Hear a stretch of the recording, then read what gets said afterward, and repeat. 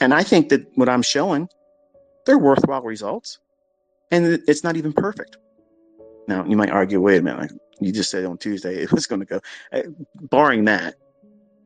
But apart from that, it's just discretionary trading, sticking to just general basic rules, liquidity, inefficiencies, time of day, market structure, simple stuff that may not seem simple to you right now. But if you're in trades and you feel that tendency to want to wig out and you're uncomfortable, you're squirming, you got to get up, you're walking away from the charts, you're pacing around. Let me tell you what I used to do. When I'd be in trades, usually it was the bond market, because when it would move, it would move nice and quick. And every tick was over $30, $31.25. So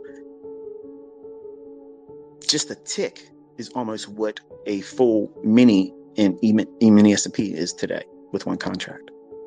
And this bond market would move around a lot. And if you got 16 ticks, you're making what 10 contracts on a mini move of one contract would deliver, or lose that per contract. So I'd be in the trade. I put the trade on. It's not moving for me. I got 11 ticks. I could bank something here, but I'm like, no, I need it to go 16 ticks. That's what I wanted my trade to be. I took this trade, and I am not going to be able to move the stop loss because I was too new. I didn't know what I was doing. So I kept the stop loss exactly where it was, because I was thinking, I don't want to be wrong. I don't want to get stopped out and not get my $500. What's wrong there? Number one, I'm assuming I'm right, and that's always a bad thing. Two, I'm not appreciating the fact that the stop loss is there to protect me, not a institute of pain and suffering. It's to protect you from excessive pain and suffering. That's what it's paid to do. When you put that stop loss in there and you pay the transaction cost and commissions and fees for that executed order, you paid it to do its job, which is to what? Keep the amount of money and suffering at a minimum. Whatever that order would execute at, that's what you pay it to do. Once you place the order, you don't worry about that. It's doing its job. If you are going to worry about it, then don't use the stop loss and try to time it if it goes down there, because that's the equivalent of what you're doing. So why waste any fucking time doing that? Put the trade in there and then focus on what matters most. Is the trade continuously giving you signs and signatures in price action that it's going where you want it to go? It's not giving you the broken wing tactic. It's running out of steam. It doesn't have energy anymore. You've been in trades where you just know that this damn thing is not going where you want it to go. But what happens? What happens? You don't take anything off. You don't close the trade and say, okay, I'm not going to waste any more emotional and psychological equity on this trade.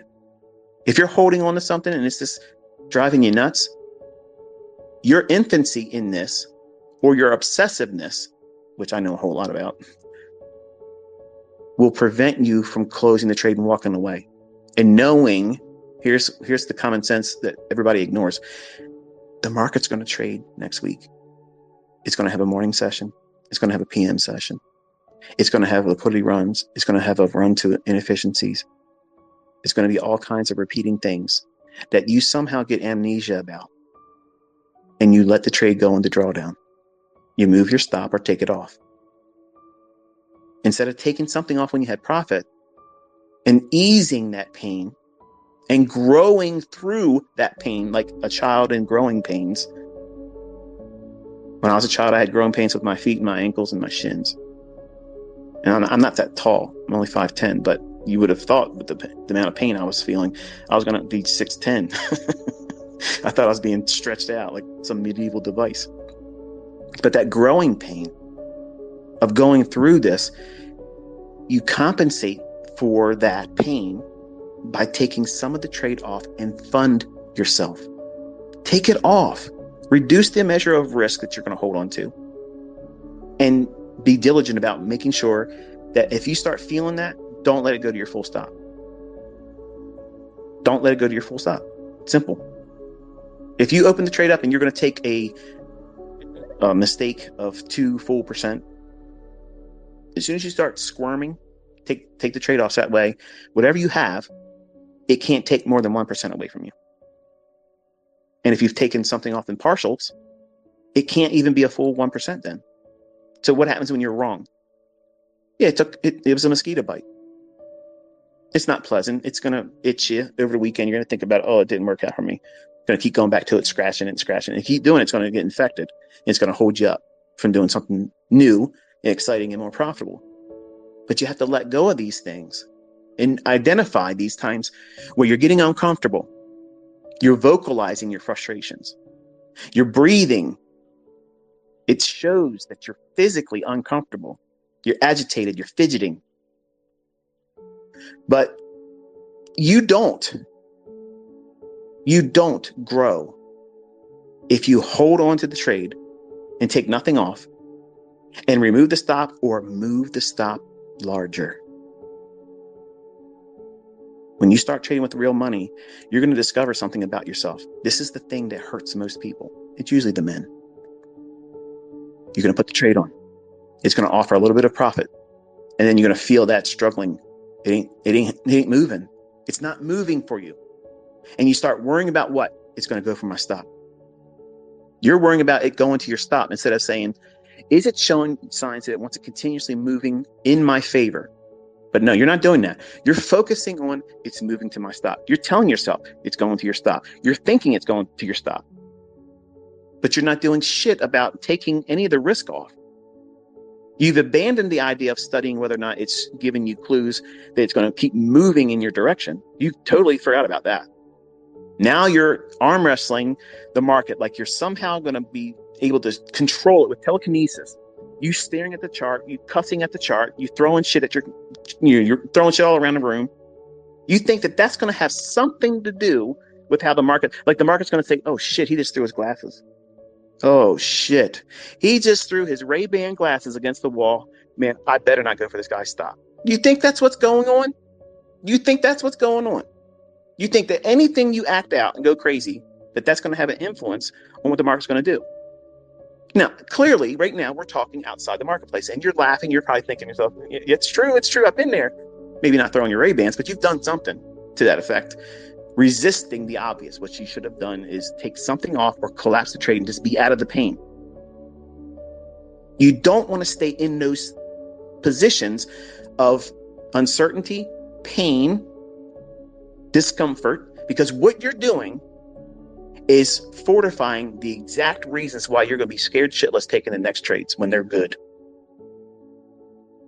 Oh man, the last time I got a girlfriend, she cheated on me, so I'm not getting girlfriend.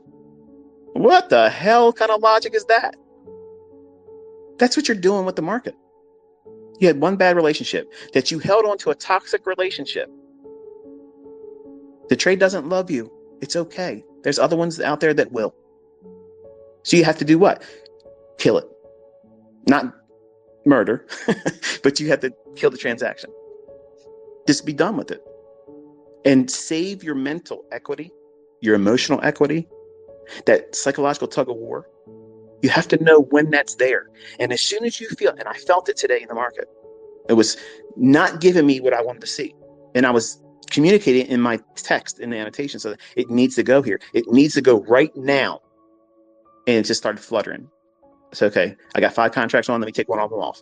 Do I feel any less anxiety about whether or not this is going to pan out? Not that I was freaking out, but I'm communicating the way you're going to feel it.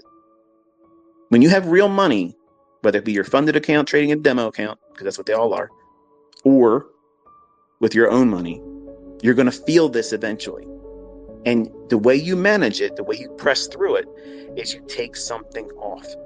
You reduce the risk, and if there's profits, you bank some of it. And you do it again if it doesn't feel like you've overcome it. And that's what I did. I did it once, twice, 3 times. I said, okay, I'm just going to take it down. We'll take one contract and see if it can run to my target. I don't care at this point. And then being stopped out, $9,187. Wrong. I did the right thing. No regrets. That's why I typed it out. I was communicating exactly how I teach you all.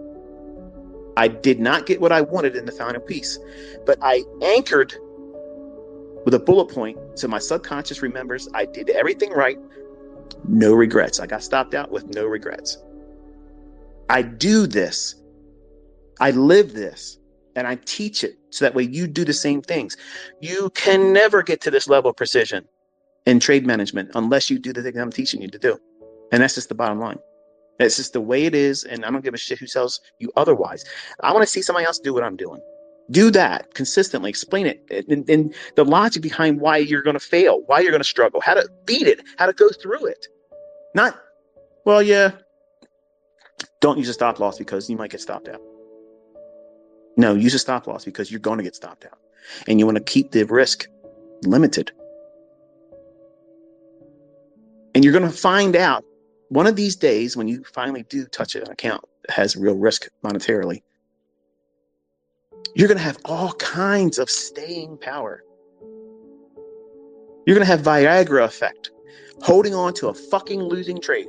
You will go all night, all week, all friggin' month holding that losing trade. But your winning trade, you got 2.5 handles. You're freaking out. You can't hold it. You got to go. That's it. Party's over. Date's a dud. Think about that. You are willing.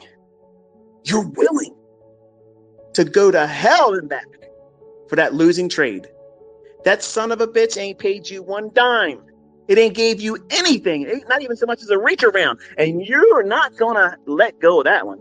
That's the one, baby. You're going to win. This is a fight to the death. It's mortal fucking combat on this one trade. It's a losing trade. You know damn well it's not going to come back. You don't have a stop loss on it. You're going to hold on and hold on and hold on. And here's the worst case scenario. Some of you are adding to it because you think, all I got to do is add more and just a little bit of movement in my favor. I don't need to go all the way back to my original entry because I keep buying more and martingale your ass out the door. Sound familiar, Allen, Texas? Because that's what you're doing. There's nothing enigmatic about it. There's nothing mysterious about what you're doing. You don't know how to trade. And that's the bottom line. And I don't want my students that are listening to do those same things because it's human nature to do it. You don't want to admit you're wrong. You don't want to throw in a towel. Okay, I was wrong. This transaction's done. I am completely out of my focus today. I can't do this. And just close the charts and walk away. It won't feel like that's the right thing to do. You got to win. You got to win. It's the way it is. The market took first blood. So now you got to get even and take it back with vengeance. It's a B movie now. Okay. And you're trying to place yourself as the leading role. That's make believe. That's fantasy shit. These markets will open your head and literally lay you out. Broke, both physically and psychologically and mentally. You'll completely be warped, and it's completely avoidable. You have to know when that market is signifying that, hey, I should be running for you right now, and you know it should be, but it's not, and you have profit. And what happens if I get out, ICT? You don't understand. I have been taking loss after loss after loss. And then all of a sudden now I got this one trade where I'm in there just marginally profitable. And yeah, it's okay. It's not moving for me right now. It's been 3 fucking days. It hasn't done anything for me. But I got a small little gain right now. And I know deep down inside that this trade is not going to pan out for me. I know it's not. But what if it does after I get out? I have lived that moment so many times as a 20-year-old. Listen, these are the things I've mentioned many times in the boring discussions that you need to listen to. You're going to encounter that. It's uncomfortable. It sucks. You have to admit you're wrong. And even if you close a trade and then it runs in your favor, you would have. Well, listen, it just cost me $850 at the grocery store this afternoon. All the woulda and the shoulda and the coulda ain't gonna pay the $850 grocery bill that I had to pay at the grocery store. It doesn't You can't do shit with that. Woulda, coulda, shoulda is nothing. That's all. That's worse than paper trading. It's something that you didn't even do anything about. You weren't in there. You can't realize anything from that but regret. And you're doing that instead of saying, I was right to manage my emotions, disconnect myself psychologically from the marketplace, and the result of one transaction, I removed that emphasis and power over me as the human being, that wrestling match, that gladiator war. You're in the Coliseum. You're doing battle. You think you're doing it with the market. You're doing it with yourself. You're flogging yourself. You're literally beating yourself needlessly. Professionals, consistently profitable students, traders, money managers, they know pain thresholds. They know themselves. That's how they get there. They don't try to hide it. They don't wear blinders. They don't blame somebody else or something else. They own it. And when they feel these triggers, these uncomfortable things that trading will bring and present to you, and how you react, how you justify your actions or the lack thereof, is going to be an uncomfortable, endeavor for all of you. You don't know who you are yet. You think you do. All you young guys, you're all cowboys. And the ladies, you think you're going to be able to manage it well. You're not going to take a high risk approach. You're going to be very frugal. And that what you think is going to be the thing that gets you through it. And then all of a sudden you discover, wow, there's a whole lot more to it than that. Yeah. This is hard because you are a formidable person. All of you are. And you're going to hold yourself up doing the wrong things, which is why I talk about it in those boring parts of the videos. Those barriers, which you haven't even encountered it yet. You don't even know what that is yet. You don't even know what I'm talking about. That's why when it goes in one ear out the other, I understand. It's like my kids. You're going to do this, you're going to do that. I told my son when I gave him the car, I said, listen, don't cross the yellow line. If you cross that yellow line, 90% of the accidents that you would ever have won't happen. And the accident he had, he crossed the yellow line. I told him, I specifically told him, I said, if you crash this car, I will not buy you a replacement. You will earn it and work for it. And guess what? That makes me a piece of shit dad in most people's eyes. Well, you have all this money. Yep. But I'm a dad. And he didn't listen. He disregarded it. He could have hurt a family. He could have hurt himself. But guess what? He's at fault. And he has to own that. I'm a piece of shit father if, well, here's a replacement car. He learned nothing from that. You will unravel yourself, plain and simple, because you want perfect rose petal pathways where you don't have to worry about ever stumping your toe, no paper cuts for you, no drawdown, and the market owes you something.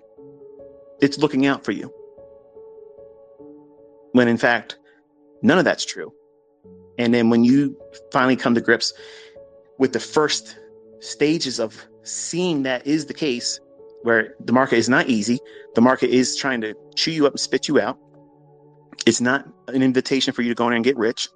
When you discover that and you're in a trade and you know damn well that you need to get out of it, you're going to do what human beings do. The opposite of what should be done. Don't walk on the grass. ICT's moonwalking across it. It's human nature. Tell me I can't do something, I'm going to do it.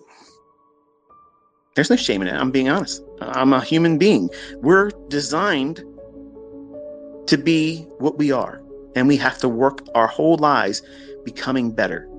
And I have not obtained perfection yet. And none of you listening have arrived there either. But in trading, I know where my thresholds are, where I know that the egotistical, pompous 20-year-old boy that thought he owned the world, I know that feeling, that little itch inside that says, okay, it shouldn't be doing this. It should not be doing that. So there's your warning sign. So what are you going to do? You got one more opportunity, and I put a time filter in. I say, okay, this candle or the next one, it's got to start delivering. And if it doesn't give it to me, or if it breaks a PD array, like in other words, think about it like this. If I have a fair value gap that I have my stop beneath and I'm long, I am trusting that that fair value gap is the catch-all. It's the thing that's buffering me from being stopped out, and I'm trusting it. Preferably, I have one or two more PD arrays, whether it be a volume imbalance, a bullish order block, above that fair value gap. If I lose two of those PD arrays and it goes into that fair value gap, that's a warning sign for me, because it just caved in 3 levels of what I would deem a support. Not classical support resistance bullshit. Things that from a order flow idea, it would not go down there if it was bullish, where my stop is. If you watch that video, well, I can't learn from these videos. It doesn't make any sense. I'd rather have the 4-hour-long videos where he just drones on and on and on. Okay. But those short little videos are me putting the rubber, meeting the road. That's it. That's me doing all the things I talk about. If I never showed you executions, then I'm just a talker. But if I'm doing this shit that I'm telling you to do, I'm walking the walk. I'm showing you precision. I'm showing you trade management. I'm showing you stop placement, managing the stop. And I'm also teaching you, if there's something that I experience as the trader, as you will too, what does that feel like? How will you know? You'll know. You'll know, because it will feel like you're about to find out your spouse cheated on you. You know that when you open that door up, you're going to see something that you will never forget, and it's going to scar you. You know, holding on to that trade is going to be a very similar experience. But you won't let go of it, because you're wrestling with who? Your broker going to say, no, you can't get out of the trade. Fuck you. This is the way it is. Don't call here. Don't push the button. We're not going to let you get out of it. This is the way it is. You made your bed laying it. That's not what's happening. But you would be convincing yourself at the time that there's no way out of this. There's no way out of this trade. I have to hold on to it. My whole livelihood, my whole identity rests on this trade's outcome. You've elevated this entire existence as a trader in that one transaction. You're squirming around, you're bitching, you're cussing, you're throwing shit around, you don't want to talk to your spouse. You hate everything. You had dinner plans later on. You ain't going now. This is what happens when you get in this market. It shows you your ugly side. And as nice as some of you people are, I'm sure you were very, very pleasant. It will show you the monster that's in you.